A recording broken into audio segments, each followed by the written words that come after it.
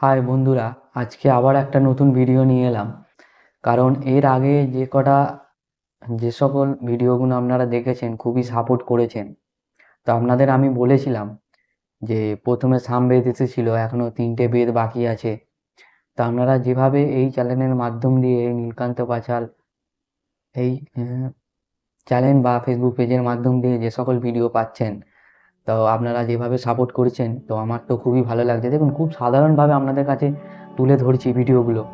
আমার অন্য আরেকটি চ্যানেল আছে, সেটা আপনার শারীরিক ও আর্থিক দিকে ভিডিও পাবেন খুব সাধারণভাবে, কোয়ালিটিপূর্ণ হয়তো ভিডিওগুলো নয়, কিন্তু তবুও আপনারা যদি কিছু হলেও আপনারা জানতে পারেন, শিখতে পারেন, সেই উপর ভিত্তি করে আমরা প্রতিনিয়ত ভিডিও আনছি। তো এর আগের যে সামবেদের নিয়ে যখন আমরা আলোচনা করেছিলাম, আপনারা অনেক সাপোর্ট করেছেন, তার জন্য আপনাদের অসংখ্য ধন্যবাদ জানাই। আপনারা যেভাবে সাপোর্ট করছেন, সত্যিই আমার খুব ভালো লাগছে প্রতিনিয়ত আপনাদের কাছে। তো এর আগে আমি বলেছিলাম যে কলিযুগের যে ভগবান শ্রী বিষ্ণুর শেষ অবতার কল্কি অবতার নিয়ে আপনাদের হয়তো টাইটেল থাম্বনেল দেখে হয়তো আপনারা বুঝতেই পারছেন ভিডিওটি কী হতে চলেছে। চলুন দেখুন, অ্যাকচুয়ালি কী বলুন তো, আমি যেভাবে আপনাদের কাছে বাস্তব জীবনের অভিজ্ঞতা থেকে যে জ্ঞান অর্জন করেছি বা করছি, সেখান থেকে আপনাদের কাছে যে খুব সাধারণভাবে আপনাদের কাছে যে নিত্য নতুন ভিডিও আনছি, তো আমার তো খুবই ভালো লাগছে। তো আমি আশা করব আমার সাথে থাকবেন, আমাকে একটু সাপোর্ট করবেন। কারণ অবশ্যই আমি যেভাবে আপনাদের কাছে ভিডিওগুলো তুলে ধরছি, হয়তো খুবই ভালো লাগবে। তো অবশ্যই চ্যানেলটি সাবস্ক্রাইব করুন, পাশে থাকুন। নিত্য নতুন ভিডিও আরও আসবে। তো এখনও আমাদের শিবরাত্রি নিয়ে ভিডিও আসবে এরপরে। তো চলুন বেশি কথা না বাড়িয়ে আজকে আমরা আলোচনা করে নিই। অ্যাকচুয়ালি কী বলুন তো, ভগবান বিষ্ণু, আমাদের স্বয়ং বিষ্ণুদেবের যে একটা অবতার, আমরা জানি দশম অবতার। সেই দশম অবতার কিন্তু বর্তমান যে যুগটা চলছে আমাদের, সেই যুগের যে সময় শেষ ভাগে যে আমাদের অবতার নেবে, সেই বিষয় তো অ্যাকচুয়ালি দেখুন, কলিযুগ, বর্তমান যে যুগটি হচ্ছে সেটা হলো কলিযুগ। এই কলিযুগে শেষ অবতার হলো কল্কি অবতার, এটা সকলেই জানে, কিন্তু এই যে অবতারে বেশি অনেকেই ধ্যান দেয় না। তো সেই জন্য আমাদের কাছে তুলে ধরি যেভাবে আমরা কিভাবে চলতে হবে, কিভাবে চললে আমাদের সত্যি আমাদের জীবনটা অনেক সহজ হবে, সেই উপর ভিত্তি করে পরবর্তী প্রজন্ম যাতে সাফল্যের দিশা খুঁজে পায়, পরবর্তী প্রজন্মকে দিশা দেখানোই হলো আমার মেন উদ্দেশ্য। দেখুন, এই যে ভিডিওগুলি আপনাদের কাছে আনছি, এখানে দেখুন একটা কথা আমি আগেও বলেছি, এখনও বলছি, কোনো জাতি ধর্ম নির্বিশেষে কোনো ব্যক্তি বিশেষকে মনে আঘাত দেয়া বা মনে কষ্ট দেয়া আমার উদ্দেশ্য নয়।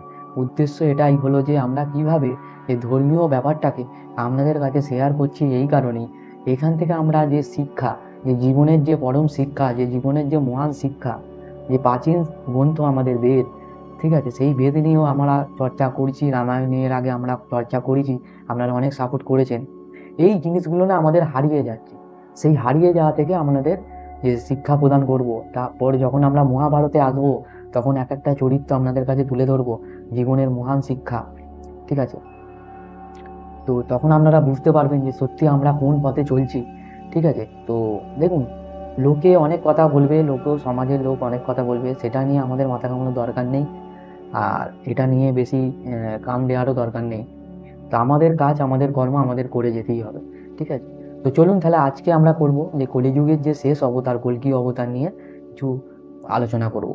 যে হিন্দু ধর্ম অনুযায়ী কলিযুগের পাপের হাত থেকে পৃথিবীকে রক্ষা করার জন্য ভগবান বিষ্ণুর দশম অবতার কল্কি আবির্ভাব ঘটবে। এবার এটা তো আমি বলে দিলাম না, আবির্ভাব ঘটবে সকলেই জানে, কিন্তু কোন সময়, কোথায়, কখন, কিভাবে, সেটা আমরা তো জানতে হবে। তার গুরুত্ব কী থাকবে, সমস্ত বিস্তারিত এই ভিডিওর মাধ্যম দিয়ে। হয়তো ভিডিওটি কোনো কোয়ালিটিপূর্ণ হবে না, তবুও আপনারা অনেক কিছু জানতে পারবেন। কারণ আমি খুব সাধারণভাবে দেখুন, আমার কাছে কোনো স্টুডিও সেট আপ নেই, ঠিক আছে, বা কোনো রকম নেই। জাস্ট এরকম সাধারণভাবে আপনাদের কাছে কিছু তুলে ধরতে চাই, এটাই আমার উদ্দেশ্য। যদি আপনারা কিছু জানতে চান, জানতে পারেন, শিখতে পারেন, ঠিক আছে। তো দেখুন, শুধু শিখলে জানলে হবে না, আমাদের জীবনে এটা অ্যাপ্লাই করতে হবে, ঠিক আছে। জীবনে গ্রহণ করে সেই পদ্ধতিতে আমাদের পা ফেলতে হবে, তবেই আমরা জীবনে একটা ভালো পথ দেখতে পাবো, ভালো দিশা পাবো। যাই হোক, ভগবান বিষ্ণুর দশম অবতার হলো কল্কি অবতার, সেই আবির্ভাব ঘটবে। তো সব অবতার চেয়ে এই অবতার মানে অত্যন্ত আক্রমণাত্মক হবে, মানে এতটাই আক্রমণাত্মক হবে যে মানুষ ধারণা করতে পারবে না। এটা আমার যখন আমি দেখছিলাম, যখন এই নিয়ে ভিডিও আনার সিদ্ধান্ত নিচ্ছিলাম, তখন সত্যি বলছি আমার ঝাড় কাটা দিচ্ছে। তো বিভৎস রূপ, তিনি হচ্ছেন সাদা ঘোড়ায় পিঠে চড়ে আসবেন, ঠিক আছে, হাতে তরোয়াল থাকবে কল্কি, অর্থাৎ অর্থ এটাই পাপ বিনাশকারী। কল্কি কলিযুগের শেষে পাপের পরিপূর্ণ হবে তখন আসবে, কলিযুগের শেষে যখন পাপ পরিপূর্ণ হয়ে যাবে, পাপে ভরে যাবে এই সমাজ, তখন আসবে অন্যায় অন্যায় ও অধর্ম বিরাজ করবে। তখন চণ্ডাল নগর প্রধান পুরোহিত গিয়ে জন্ম নেবেন সম্ভল গ্রামে পিতার নাম থাকবে বিষ্ণু যশ, আর মাতা থাকবে সুমতি। বৈশাখ মাসে শুক্লপক্ষে জন্ম নেবেন। ইনি 8টি গুণ বর্তমান থাকবে: উগ্রাস, কুলীনতা, ইন্দ্রিয় দমন, শ্রুতি জ্ঞান, পরাক্রম ও দান, ঠিক আছে। বাগ্মিতা, কৃতজ্ঞতা বহন করবে ঘোড়া। পাপ বিনাশ করলে ধর্ম ও অন্যায় পুনঃস্থাপন করবেন। তার তিন ভাই থাকবে। ভগবত পুরাণ অনুযায়ী নাম সুমন্ত, প্রজ্ঞা এবং কবি, এই 3 ভাই থাকবে। কলিযুগে অবস্থান ঘটবে। পুনরায় আবার সত্যযুগে স্থাপন করবেন। তিনি সত্যযুগে স্থাপন করবেন। কারণ দেখুন, আমাদের ভারতীয় সময়কাল একটি গোল চক্রাকারে যে আমাদের সময় চলে আসছে, সেই হিসাবে দেখতে গেলে আবার কিন্তু কলিযুগের পর কলিযুগের ধ্বংস করে কল্কি অবতার এবং ভগবান বিষ্ণুর 10ম অবতার আবার সত্যযুগের পুনরায় স্থাপন করবেন। যত পৃথিবীতে মানুষ পাপ, অন্যায়, অধর্ম, ঠিক আছে, পথে যাবে, তত শক্তি বাড়বে কল্কি অবতারে। যত এটাই আশ্চর্য কথা, যত পাপ, অন্যায়, অধর্ম বেড়ে যাবে, তত কল্কি অবতারে শক্তি বাড়বে। ততই বিধ্বংসী হয়ে উঠবে। কিছু মানুষ ভগবানকে চিহ্নিত করতে সক্ষম হবেন, ভগবানকে চিহ্নিত করতে। কিছু মানুষ সক্ষম হবেন। 2টি অবতার এক হবে, পরশুরাম ও কল্কি অবতার, ঠিক আছে। 2টি অবতার, যে ভগবান বিষ্ণুর যে পরশুরাম অবতার, তারপরে যে আমাদের কল্কি অবতার, এক হবে। সময়ের আগে চোখে দেখা যাবে না, ঠিক আছে। দ্বাপর যুগে সময়ের আগে চোখে দেখা যাবে না। সব বর্ণের যে লোক সব ধরনের কাজ করতে পারবে। দ্বিতীয়, তৃতীয় ও চতুর্থ পর্যায় কলিযুগে শুরু পুজো যজ্ঞ সব বন্ধ করে দেবে, ঠিক আছে। চতুর্থ পর্যায় স্বজাতি তখন প্রথা চালু হবে। সেই সময় ব্রহ্মার কাছে সমস্যা সমাধানের জন্য একত্রিত হবে সকলে মিলে। তো এরপরই অবতারিত হবেন কল্কি হবেন ভগবান বিষ্ণুর সর্বশ্রেষ্ঠ অবতার। কল্কি অবতার যে হবে, খারাপ রাজা অশুভ ব্যক্তিদের দূর করবে, সত্যযুগের সূচনা করবে। আবার পুনরায় সত্যযুগের সূচনা। পরশুরাম হবেন কল্কি অবতারের গুরু হবেন।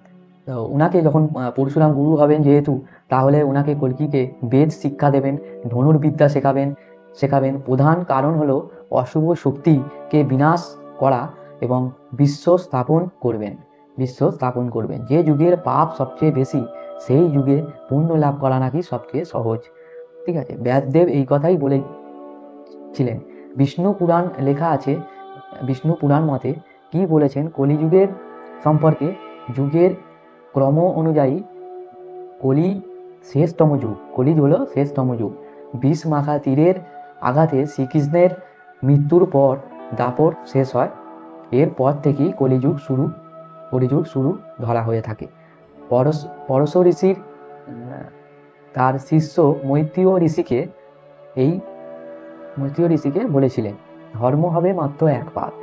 সত্যযুগে ধর্ম ছিল 4 পাদ, ত্রেতা যুগে 3 পাদ, কমে এলো 3 পাদ, দ্বাপর যুগে কমে সেটা হলো 2 পাদ, আর কলিযুগে মাত্র 1 পাদ। ধর্ম 1 ভাগ, ঠিক আছে। ঘোর অধর্ম দেখা দেবে এবং চালিকা শক্তি হলো অধর্মই হলো চালিকা শক্তি কলিযুগে। মানুষ সর্বদা ঋণী থাকবে, আমরা বর্তমানে দেখতেই পাচ্ছি। একটা ঋণ না মিটতে আর একটা ঋণ নিয়ে বসবে, ঋণ মিটবে না। একটা শোধ করতে গিয়ে আরেকটি নিয়ে বসবেন। প্রধান সম্পদ হবে টাকা ও ধর্ম ও মানুষ্যত্ব মানুষ্য নয়, ধর্ম ও মানুষ্যত্ব নয়, প্রধান সম্পদ হবে টাকা। টাকা দিয়ে মানুষ চরিত্র গুণ বিচার করা হবে। টাকা, যার টাকা থাকবে, এখন আমরা পরিস্থিতি সমাজে এটাই দেখতে পাই না, যার টাকা আছে তাকেই মানুষ মানে সব থেকে ভালো, সমাজের চোখে সে সব থেকে ভালো। তো এটাই ঠিক আছে। তো অ্যাকচুয়ালি দেখুন, ব্রাহ্মণরা বেদ ভুলে যাবে। এই যে বেদ, সত্যি আমি যখন এই ভিডিও করছি, আমাদের একটা সত্যি ঘটনা বলি আপনাদের। তো আমাদের এখানে একটা ব্রাহ্মণ থাকেন। তো উনি আমাকে বললো যে, যখন জানতে পারে যে আমি এই সম্বন্ধে ভিডিও বানাচ্ছি, তখন আমাকে খুবই উৎসাহ করে, আমাকে প্রতিনিয়ত বলে যে সত্যি যে একটা ভালো কাজ। তো যাই হোক, তো ব্রাহ্মণরা হলো বেদ ভুলে যাবে, ঠিক আছে। পুরুষরা স্ত্রী জাতির যে বশ হয়ে থাকবে, এই যে একটা বিবাহের প্রতি শ্রদ্ধা থাকবে না কারোই। এখন বর্তমানে আমি এটাই দেখি। মহের্ষি পরশর স্পষ্ট বলেছেন, কারণ বিবাহের মূল ভিত্তিটা হলো টাকা, ধর্ম নয়। শর্ত সাপেক্ষ বা সম্পূরক হয়ে দাঁড়াবে। সবচেয়ে বেশি অহংকারী হবে, সব থেকে বেশি অহংকারী হবে, এটাই ঠিক আছে। তো মানে পদ ও ধন সম্পদ তো পেলে তো অন্যকে দমন করার চেষ্টা করবে, নিজেকে শ্রেষ্ঠ প্রমাণ করার প্রতিযোগিতায় মাতবে, ঠিক আছে। এখন তো আমরা বর্তমানে দেখি, তাহলে কি বললাম, যে অন্যকে দমন করার চেষ্টা করবে, নিজেকে শ্রেষ্ঠ প্রমাণ করার জন্য প্রতিযোগিতায় মাতবে। কলিযুগের কলিযুগের মানুষ দান ধ্যান অতিথি আপ্যায়ন না করে নিজের সুখের জন্য খরচ করবে। এটা আমরা এখনই মানে দেখতে পাই। বাবা মাকে মানবে না। বিষ্ণু পুরাণ মতে ছেলের হাতে বাবা বা বাবার হাতে ছেলে খুন হতে পারে। গড় উচ্চতা হবে নিজের হাতে 3.5 হাত। সবচেয়ে সবচেয়ে কত মানে যুগ অনুযায়ী আয়ু হবে গড় 100 বছর। পান থাকবে অন্যের, তপস্যাহীন, সত্য থেকে অনেক দূরে থাকবে মানুষ। রাজনীতি হবে কুটিল, শাসক হবে লোভী। সৎ মানুষরাই বেশি কষ্ট পাবে। এটা আমরা এখনই বর্তমানে দেখতে পাই। বর্তমানে দেখতে পাচ্ছি এই অনাচার চলবে। বিষ্ণু পুরাণ এর হিসাব অনুযায়ী 4,32,000 বছর, প্রায় 5,000 বছর বর্তমান বয়স, এখনো 4,27,000 বছর বাকি। প্রশ্ন একটাই, সবটাই যখন এত খারাপ, প্রশ্ন আমাদের কাছে একটাই রয়ে যাচ্ছে না, যে সবটাই যখন এত খারাপ, তো পুণ্য লাভ সবচেয়ে সহজ। ব্যাসদেব কেন বললেন এটা? কেন বললেন মহর্ষি ব্যাসদেব? কারণ একটাই, বাকি 3টে যুগের সাধনার পরিবেশ ছিল অনুকূল, তাই সিদ্ধি লাভ করা খুব কঠিন। কিন্তু এই যুগে সাধনার কোনো পরিবেশ নেই, তাই প্রতিকূল অবস্থাতেও নিষ্ঠা ভরে সাধনা করলে খুব তাড়াতাড়ি সিদ্ধি প্রাপ্ত করতে পারবেন, বলেছেন ব্যাসদেব। ব্যাসদেব স্বয়ং বলে গেছেন এটি। যার থেকে শুরু, সেই শেষ করবে বিষ্ণুর দশম অবতার কল্কি অবতার। এই যে আপনাদের কাছে একটা সাধারণভাবে আপনাদের কাছে তুলে ধরলাম, হয়তো এনার্জিপূর্ণ নেই, কারণ যখন আমি এই ভিডিওটি যখন বানানোর সিদ্ধান্ত নিয়েছিলাম, তখন আমার সত্যিই খারাপ লাগছে যে মাত্র 5,000 বছর মিটেছে, এখনো 4,27,000 বছর বাকি আছে। তো এত সময়, তাহলে মানুষ এখনই যদি এরকম পরিস্থিতির মধ্যে চলে আসে, মানুষ যে যে বিষ্ণু পুরাণ মতে, ভগবত পুরাণ মতে, যেসব পুরাণ মতে আমরা জেনেছি, যখন পুরাণে আসবো তখন আপনারা হয়তো বুঝতে পারবেন। 18টি পুরাণের মধ্যে শিব পুরাণ আছে, বিষ্ণু পুরাণ আছে। আস্তে আস্তে আপনাদের কাছে ভিডিও নিয়ে আসবো। তো এখনই যদি এরকমভাবে সত্যি হয়ে যায়, তাহলে এখন এত সময় বাকি আছে, তাহলে তখন মানুষ কীরকম পরিস্থিতির মধ্যে পড়বে। তাই তো আজকে আমাদের এই চ্যানেলের মাধ্যম দিয়ে পরবর্তী প্রজন্মকে সাফল্যের দিশা উদ্দেশ্য এটাই, ঠিক আছে। তো যাই হোক, আপনাদের কাছে এই সাধারণভাবে তুলে ধরলাম। পরবর্তী যে নেক্সট যে ভিডিওটা আসবে, সেটি হলো ওম নমঃ শিবায়, শিবরাত্রি হিসাবে আমাদের একটা কিছু কথা আপনাদের কাছে ভিডিও আনবো। তারপরেই আসবো আমরা যে বেদ আমাদের বাকি রয়ে গেছিলো, সেই বেদ নিয়ে ভিডিও আসবে। তারপরে আমরা মহাভারত আসবো। মহাভারতে যখন আসবো, তখনই সত্যি এরকম ভিডিও হয়তো খুবই আমার নিজের খুব ভালো লাগছে। ব্যাক টু ব্যাক ভিডিও আনবো, হয়তো না কম করে হলেও আপনারা 15টা ভিডিও পাবেন মহাভারত চরিত্র নিয়ে শিক্ষা প্রদান করবো যখন, ঠিক আছে। চলুন তাহলে আজকের ভিডিওটি এখানেই শেষ করলাম। দেখা হচ্ছে আবার পরবর্তী কোনো একটা ভিডিওতে। ততক্ষণে নিজেকে সুধরে ফেলুন, নিজের খেয়াল রাখবেন, অবশ্যই ভালো থাকবেন।